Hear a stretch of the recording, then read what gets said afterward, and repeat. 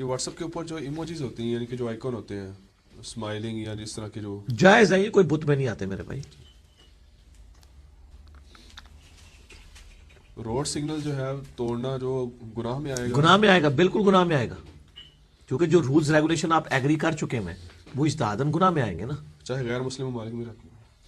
اس طرح تو کوئی شخص یہ بھی کہنا شروع کر دے گا کل کو جی کسی کا کمپیوٹر چوری کرنا گناہ ہے تو حدیث سے دکھائیں، کمپیوٹر کا نام ہو، کہاں سے دکھائیں گے؟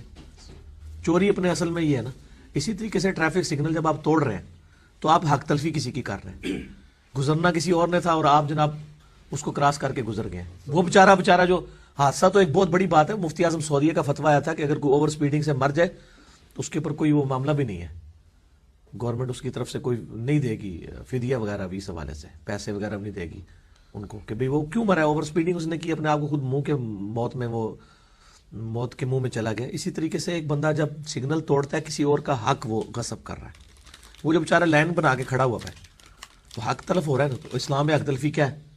اسلام نے آپ کو رولز بتانے ہیں، ان رولز کے اندر جو جو کام ہو رہے ہیں وہ غلط ہوں گے، جن کو غلط اسلام کہتا ہے، اور جو جائز ہیں وہ جائز ہوں گے. چاہے غیر مسلم ممالک میں یہ کام ہو رہا ہو. غیر مسلمہ تواڈے اردو یہ سن لین نا تو وہ کہیں گے یار سانو تو انہوں نے پتہ نہیں جانور سمجھے.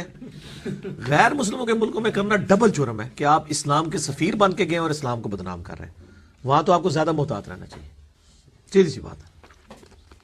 کیونکہ وہ تو ان کے لوکل قوانین بنے ہوتے ہیں. اور میرے بھائی بتا دیا نا آپ کو. بیوٹی پارلر کا کام کرنا کیسے؟ وہ تو جڑے وسیبے کھا رہے ہوندے نے ساڈے تو جا کے بابے، وہ نہیں نظر آندے لوکل قوانین نے فائدے لینے سے لوکل قوانین.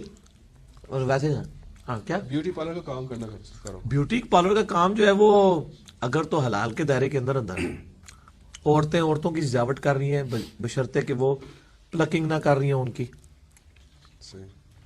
دانتوں میں گیپس نہ بنوا رہی ہوں، اور کوئی خطرناک دوائیں لگا کے ان کی سکین کا بیڑا غرق نہ کر رہی ہوں، پھر تو ٹھیک ہے.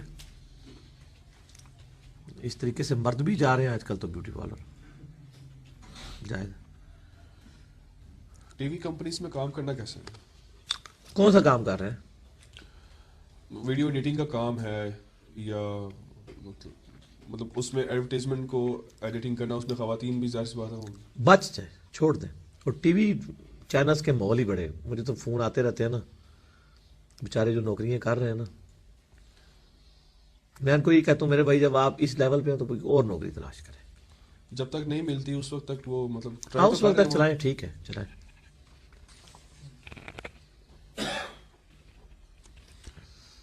اصل میں یہ بھی سوال ہے کہ احادیث کی بکس کو ڈاؤن لوڈ کرنا کاپی رائٹس میں آئے گا؟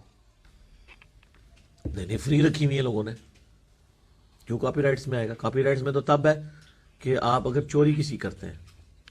اگر دارالاسلام نے الاؤ کیا ہے کہ پی ڈی ایف ہمارا آگے چل سکتا ہے، صرف اس کو پرنٹ کر کے کوئی بک کی فارم میں نہ کرے، صرف کتابی شکل میں کرے، تو پھر تو کوئی نہیں ہے اس میں جرم. کیا قرآنی واقعات اور اسلامی تعلیمات پر جو فلمیں بنائی جائیں جائز ہیں؟ فلمیں تو پریکٹیکلی تو بن چکی ہوئی ہیں نا جی. اب اس کو دیکھنا مطلب اس کو دیکھتا ہے جس میں انبیاء علیہ السلام، میں تو کہتا ہوں کہ مسلمان جو ہالی ووڈ کی فلمیں دیکھ رہے ہیں ان کو عمر سیریز بھی دیکھنی چاہیے، آپ کو نہیں دیکھنی چاہیے.